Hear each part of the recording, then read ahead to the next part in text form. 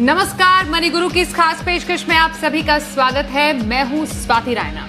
आज के शो में हम बात करेंगे सेक्टोरल निवेश की। सेक्टोरल निवेश माने किसी भी स्पेसिफिक सेक्टर में निवेश करना। वैसे तो बहुत सारे सेक्टर्स हैं, लेकिन खास तौर पर आज हम एफएमसीजी सेक्टर की बात करेंगे और जो फास्ट मूविंग कंज्यूमर गुड्स होते हैं, इस सेक्टर में निवेश करने का आपके लिए फायदा क्या है, किसे निवेश करना चाहिए, निवेश करने का क्या ये सही समय है, और हम एफएमसीजी ईटीएफ की भी खासियत आज समझेंगे।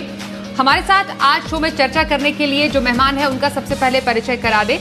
आज हमारे साथ है चिंतन हरिया, ये है head product ICICI Pru AMC. बहुत स्वागत है चिंतन आपका एक बार फिर से मनी गुरु में। नमस्ते सर। तो आज हम क्या खास शो में चर्चा करेंगे, सबसे पहले उसकी सुर्खियों पर भी एक नजर डाल लेते हैं। आज हम स्पेसिफिकली जानेंगे क्या होते हैं सेक्टोरल निवेश के तरीके, ये भी समझेंगे शो में। पोर्टफोलियो में सेक्टोरल निवेश के फायदे क्या हैं, शो में जानेंगे एफएमसीजी ईटीएफ में निवेश का क्या ये सही समय है, और सेक्टोरल निवेश कैसे निवेशकों के लिए है सही।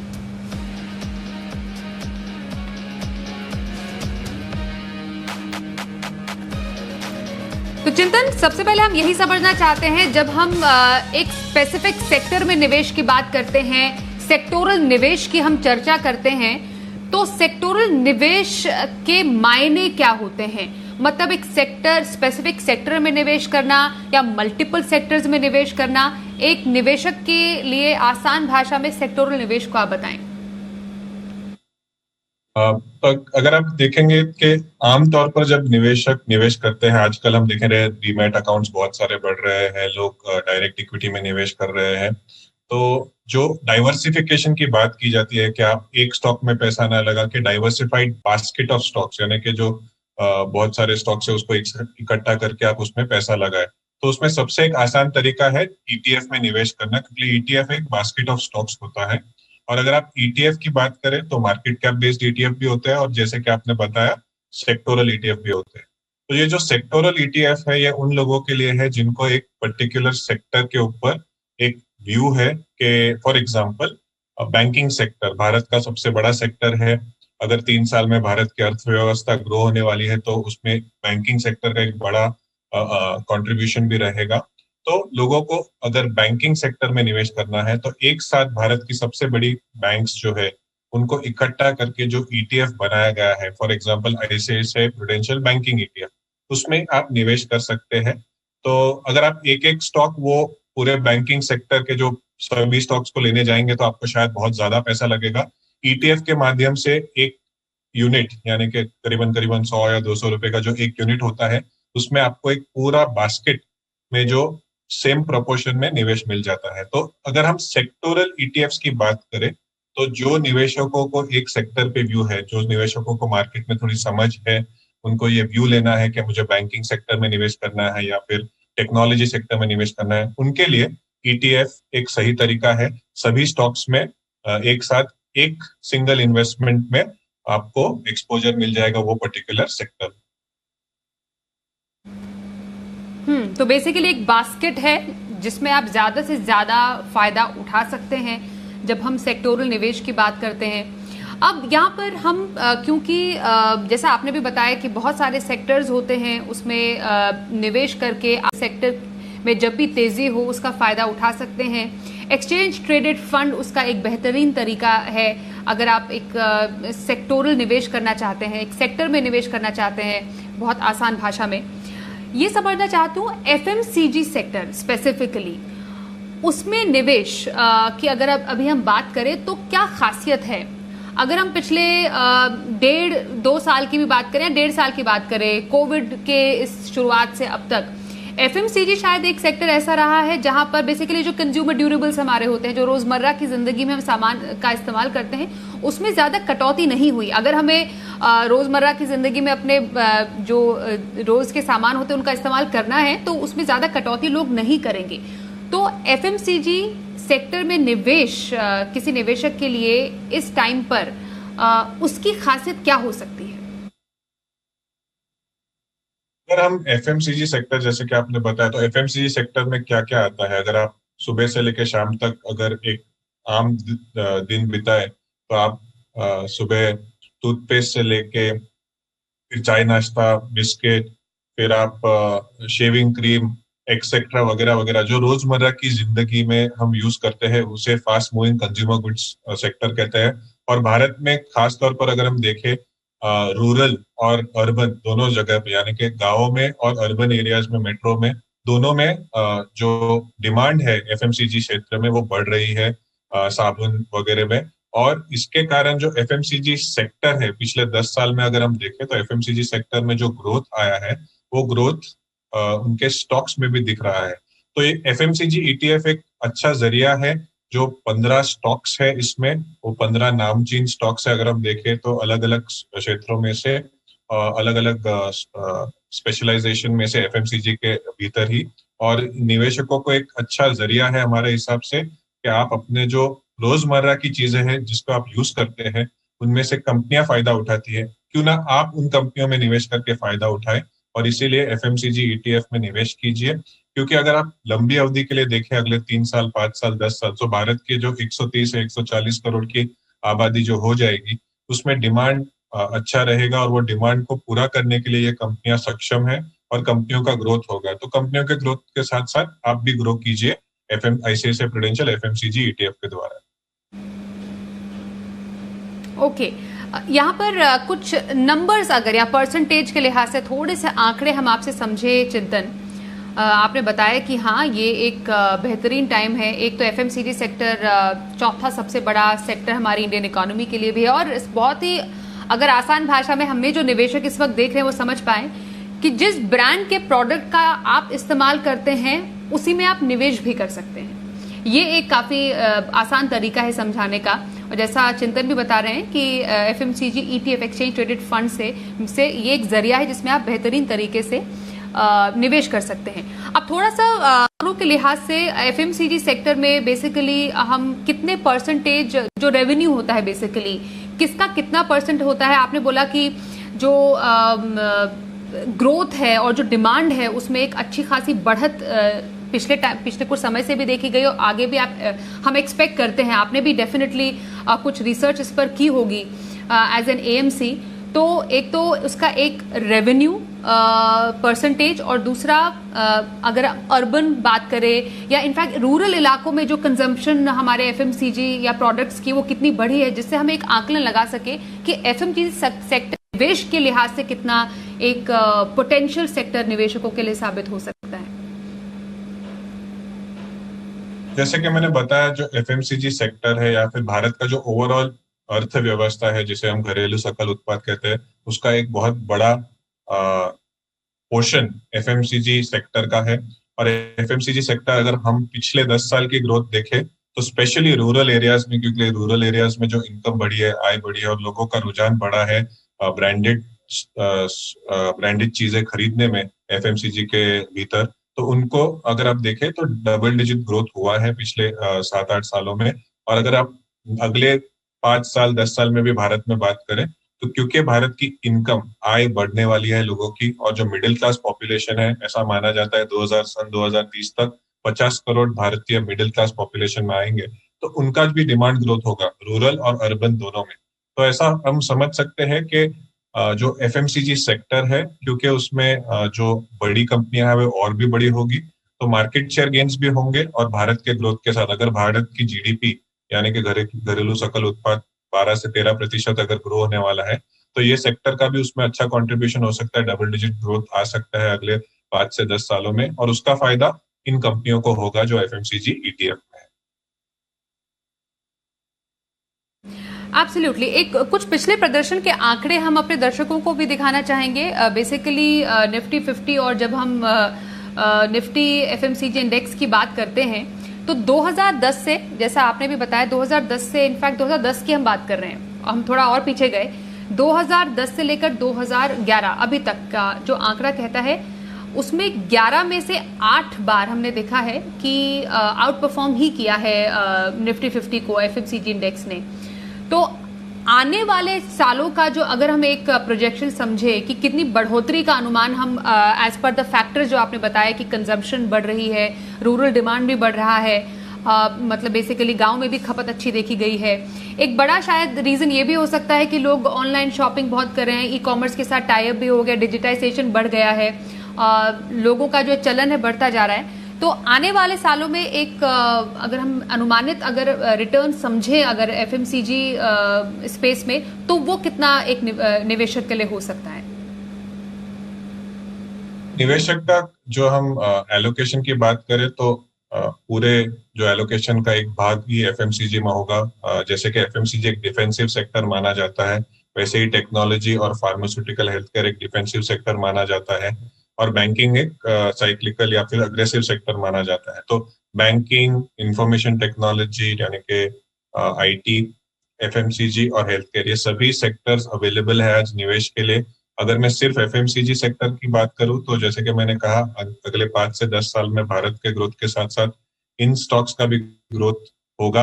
कितना प्रतिशत रिटर्न आएगा ये डिपेंड होता है मार्केट कंडीशंस पे, ये प्रिडिक्ट करना डिफिकल्ट है, पर इन कंपनियों का ग्रोथ होगा ये हम नक्की कह सकते हैं, क्योंकि भारत के ग्रोथ के साथ ये कंपनियां ग्रो होगी। कितना रिटर्न्स आएंगे उसका बहुत सारे अलग फैक्टर्स पे भी डिपेंड होता है, पर हमारा ऐसा मानना है कि लंबी अवधि के लिए जो निवेशक निवेश करना चाहते हैं, तो भारत की जितनी जीडीपी ग्रोथ होगी उसके साथ साथ भारत का कंजम्पशन भी ग्रोथ होगा, और वो कंजम्पशन ग्रोथ अल्टीमेटली इन कंपनियों के मुनाफे में दिखेगा। तो आपको उसका फायदा इन कंपनियों के थ्रू मिल जाएगा। और आज अगर हम देखें कि ब्याज दरें इतनी कम है कि लोगों का रुझान इक्विटी की तरफ बढ़ रहा है, और बहुत सारे लोग डायरेक्ट इक्विटी में निवेश कर रहे हैं, ये थोड़ा जोखिम भरा भी हो सकता है। इसके लिए आप डाइवर्सिफाई कीजिए ईटीएफ के द्वारा। आप बैंकिंग ईटीएफ में भी पैसा लगा सकते हैं, आप आईटी ईटीएफ में भी पैसा लगा सकते हैं। और अगर हम एफएमसीजी ईटीएफ की बात करें तो जैसे कि हम रोजमर्रा की जिंदगी में जो चीजें यूज करते हैं उन कंपनियों में आप निवेश कर सकते हैं। अगर आपके पास 3 से 5 साल की अवधि है तो आप जरूर 5 से 10% आपका जो ओवरऑल एलोकेशन है वो एफएमसीजी ईटीएफ में निवेश कर सकते हैं थ्रू डिफेंसिव एलोकेशन के तौर पर। और हमारा ऐसा मानना है कि भारत के ग्रोथ के साथ साथ आपका ग्रोथ इन एफएमसीजी स्टॉक्स में हो सकता है। ओके, अब ईटीएफ के जरिए अगर निवेश किसी निवेशक को करना है, क्योंकि म्यूचुअल फंड्स भी होते हैं, ईटीएफ से थोड़े डिफरेंट होते हैं, तो निवेशकों के लिए या एक नए निवेशक के लिए एक अच्छा जरिया है। अगर मानिए वो एक सेक्टोरल एक्सपोजर ही चाहते हैं अपने पोर्टफोलियो में, तो एक सेक्टोरल थ्रू बेसिकली एक एक्सचेंज ट्रेडेड फंड के जरिए एक सेक्टोरल एक्सपोजर लेना, ये एक अच्छा तरीका मानेंगे? और उसमें क्या जरूरत है निवेश के लिए? तो एक अच्छी चीज हो रही है भारत में, जो लोगों के पास डीमैट अकाउंट है वो काफी तेजी से बढ़ रहे हैं। शायद 3-4 साल पहले 1 या 1.5 करोड़ ही डीमैट अकाउंट थे, आज वो बढ़कर 3 से 4 करोड़ डीमैट अकाउंट हो गए और तेजी से बढ़ भी रहे हैं। और आपको ईटीएफ में निवेश करने के लिए अगर आप एक्सचेंज पे खरीद रहे हो, तो जैसे कि आप एक आमतौर पर शेयर खरीदते हो या बेचते हो, वैसे ही आप ईटीएफ भी खरीद कर बेच सकते हैं, और आप 1 यूनिट भी ईटीएफ का खरीद सकते हैं और बेच सकते हैं। तो अगर हम एफएमसीजी की बात करें, एफएमसीजी ईटीएफ की, तो उसका जो इंडेक्स है उसका करीबन 35,000 रुपए का भाव है। अगर 35,000 रुपए को हम 100 से डिवाइड करें तो उसका जो यूनिट अभी ट्रेड होगा, क्योंकि एनएफओ आज ही बंद हुआ है, 3-4 दिन में लिस्टिंग होगा, अगर जब भी लिस्टिंग होगा तो 350 से 400 रुपए के आसपास जो 1 यूनिट आपको मिल सकेगा। तो वो 1 यूनिट के द्वारा आपको पूरे 15 कंपनियों में आपको प्रोपोर्शनेट इन्वेस्टमेंट हो जाएगा। तो एक बड़ी खासियत है, आपको सिर्फ डीमैट अकाउंट चाहिए, डीमैट और ट्रेडिंग अकाउंट, और आप एक्सचेंज पे जैसे कि आमतौर पर कोई भी शेयर खरीदते हैं बेचते हैं, आप ईटीएफ भी खरीद कर बेच सकते हैं उतनी आसानी के साथ। ओके, तो बेसिकली आपको डीमैट अकाउंट की जरूरत है। जितना इंडेक्स में जो मूवमेंट होगा बेसिकली उसका फायदा आपको मिलेगा, जोखिम को डाइवर्सिफाई आप कर सकते हैं। और अगर हम टोटल एफएमसीजी या सेक्टोरल इसकी बात करें, तो एफएमसीजी की बात करें तो बढ़ता कंजप्शन सेक्टर के लिए एक अच्छा इंडिकेटर है, और ईटीएफ के जरिए निवेश एक बेहतरीन तरीका है अगर आप सेक्टोरल निवेश यहाँ पर करना चाहते हैं, क्योंकि स्टॉक की तरह ट्रेड होते हैं अगर हम ईटीएफ की यहाँ पर बात करें। जब सेक्टोरल निवेश की यहाँ पर बात हो रही है, जैसे आपने बोला कि आईसीआईसीआई ने भी एक अपने प्रोडक्ट बास्केट में एक और नया फंड डाला है, जिसकी हम बात लगातार करें एफएमसीजी ईटीएफ की। थोड़ा इसकी अगर डिटेल से आप बताएं, क्या खासियत है इसकी, ये सही समय क्यों चुना गया ऐसा कोई प्रोडक्ट लाने का, और क्या एक प्रोस्पेक्ट जैसा आपने अब तक बताया है कि देख रहे हैं कि हाँ एफएमसीजी एक बेहतरीन अभी ग्रोथ की तरफ क्योंकि आगे बढ़ रहा है, इसलिए इस प्रोडक्ट को लॉन्च किया गया? स्वाति, हमारा ऐसा मानना है कि निवेशकों के पास चॉइस होना चाहिए निवेश करने के लिए। अगर हम आज के जो बाजार के रुख देखे, विश्व में बहुत सारी ऐसी कंट्रीज है जिसमें ब्याज दर शून्य की तरफ है, वहां पे लोगों का इक्विटी में निवेश बढ़ रहा है। भारत में भी अगर देखें तो डीमैट अकाउंट बढ़ रहे हैं, लोगों का रुझान इक्विटी की तरफ बढ़ रहा है। तो उसी श्रृंखला में हमारा एक आईसीआईसीआई प्रूडेंशियल म्यूचुअल फंड में एक ऐसा व्यू है कि इन निवेशकों को अगर सेक्टोरल निवेश करना है तो हमारे पास सभी ऑप्शंस होने चाहिए। तो अगर हम देखें तो banking ETF, private bank ETF, technology ETF और फार्मा और हेल्थ केयर, ये हमने पिछले 1.5-2 सालों में लॉन्च किए हैं, जहाँ पे लोग निवेश कर रहे हैं और फायदा उठा रहे हैं इन कंपनियों के ग्रोथ में निवेश करके। वैसे ही उस श्रृंखला में आज अगर हम देखें तो हमने एफएमसीजी ईटीएफ आज लाया है। अगर पिछले 1.5-2 साल में देखें तो एफएमसीजी सेक्टर एक कंसोलिडेशन मोड में है, एक काफी कंसोलिडेट हो रहा है, क्योंकि जो साइक्लिकल सेक्टर्स है, मेटल्स, एनर्जी और बैंक्स, उनमें एक अच्छी बढ़ोतरी पिछले 1 साल में देखी गई है कोविड के बाद। तो एफएमसीजी सेक्टर का जो कंसोलिडेशन हुआ है पिछले 1.5-2 सालों में, वैल्यूएशंस में ऐसा नहीं कहूंगा बहुत चीप है, पर क्योंकि ये कंपनियां बहुत ही एफिशिएंट है और इनकी जो ग्रोथ ट्रेजेक्ट्री है वो काफी कंफर्टेबल है भारत के ग्रोथ के साथ साथ। तो जिन निवेशकों को डिफेंसिव एलोकेशन करना है, वो निवेशक एफएमसीजी सेक्टर में स्लोली निवेश अपना बढ़ा सकते हैं और सभी ईटीएफ जो अवेलेबल है उसका एक फायदा उठा सकते हैं निवेशक, डाइवर्सिफिकेशन और लॉन्ग टर्म एलोकेशन करने के लिए इक्विटी मार्केट्स में। जैसे कि आपने कहा कि जो एक्टिव म्यूचुअल फंड्स है वो भी एक जरिया है, डायरेक्ट इक्विटी भी एक जरिया है, वैसा ही एक बहुत पॉपुलर जरिया जो अभी बढ़ रहा है विश्व में और भारत में भी, वो ईटीएफ है। और ईटीएफ में एक बड़ी खासियत ये है कि आप एक यूनिट भी खरीद सकते हो बाजार में, क्योंकि अगर आप फॉर एग्जाम्पल टेक्नोलॉजी स्टॉक्स की बात करें तो एक टेक्नोलॉजी स्टॉक्स के जो बाजार में भाव है वो काफी ज्यादा है, 1,000, 2,000, 3,000 रुपए। तो आप शायद एक स्टॉक लेने में आपके 3,000 रुपए चले जाए या 2,000 रुपए।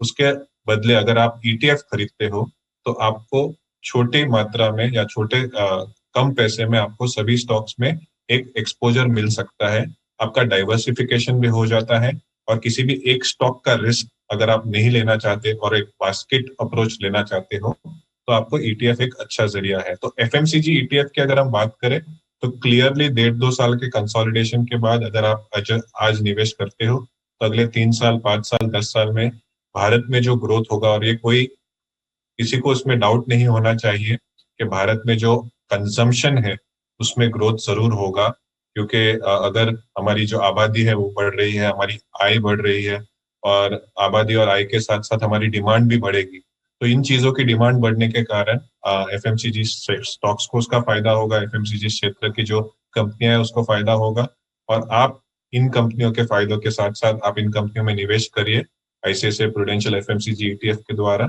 और आप लंबी अवधि के लिए अगर पैसा रखते हो इसमें तो आपको उसका फायदा हो जाएगा, ऐसा हमारा मानना है।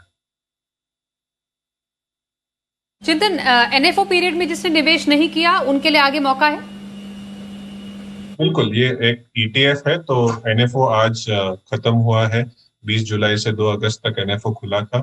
अगर आपने एनएफओ में पैसा नहीं लगाया है कोई बात नहीं, अगले 4 या 5 दिनों में जब भी ईटीएफ वर्किंग डेज के बाद जब भी ईटीएफ एक्सचेंज पे लॉन्च हो जाएगा या एक्सचेंज पे ट्रेडिंग के लिए अवेलेबल होगा, आप जरूर इसको खरीद सकते हो एक्सचेंज पे और उसका फायदा उठा सकते हो। और जब भी आपके पास पैसा है, ऐसा नहीं है कि आप एक बार ही पैसा लगाए, आपके पास जब भी पैसा हो, आपको जब भी एलोकेट करना हो, हर महीने भी आप एलोकेट कर सकते हो। ईटीएफ में जैसे कि आप स्टॉक में हर महीने थोड़ा थोड़ा खरीद सकते हो, 1 या 2 यूनिट, 5 यूनिट, जैसे आपके पास पैसा आता है वैसे ही आप ईटीएफ में भी 1-2 यूनिट के साथ स्टार्ट करके लंबी अवधि के लिए अक्यूमुलेट कर सकते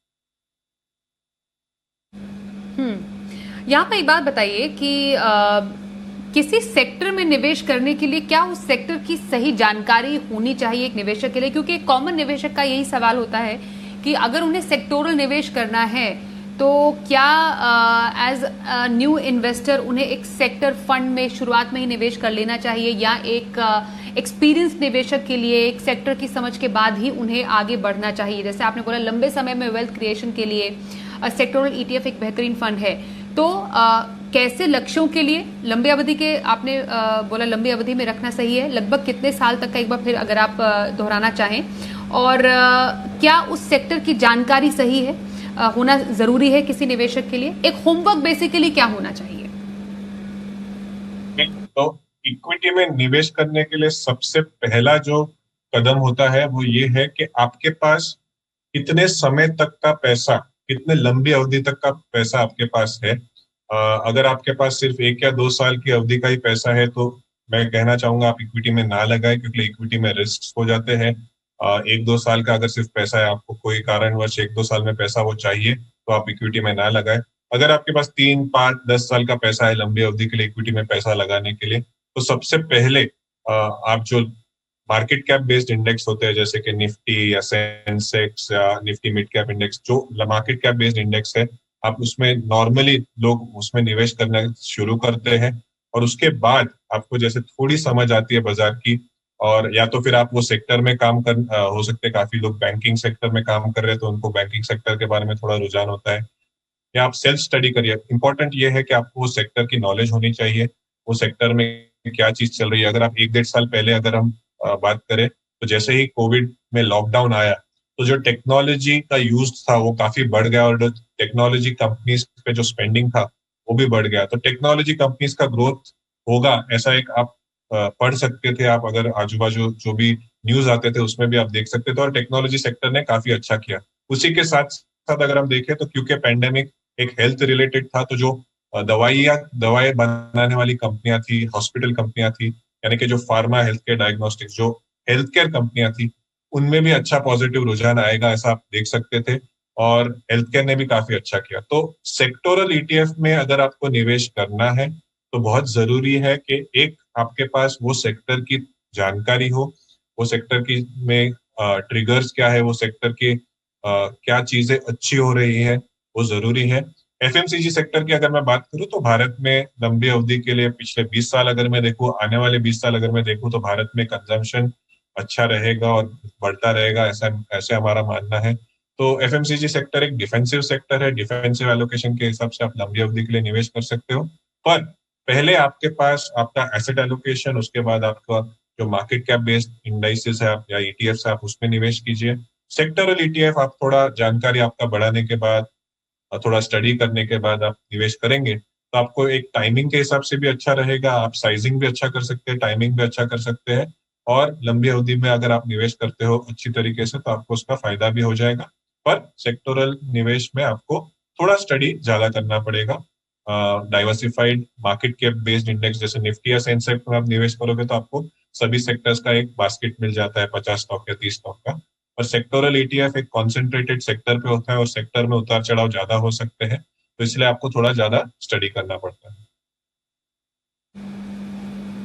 बिल्कुल, बहुत शुक्रिया चिंतन, आपने सेक्टोरल ईटीएफ के बारे में आज हमें जानकारी बताई। कई ऐसी बातें हैं जो हमें मालूम चली उन निवेशकों के लिए भी जो एक सेक्टर स्पेसिफिक एक्सपोजर अपने पोर्टफोलियो में चाहते हैं। एक बार फिर आपका धन्यवाद करते हैं हमारे साथ मनी गुरु में शामिल होने के लिए। तो आज के लिए शो में बस इतना ही। एक ब्रेक का वक्त हो गया है, पर खबरों का सिलसिला जारी रहेगा। बने रहिए हमारे साथ और देखते रहिए जी बिजनेस।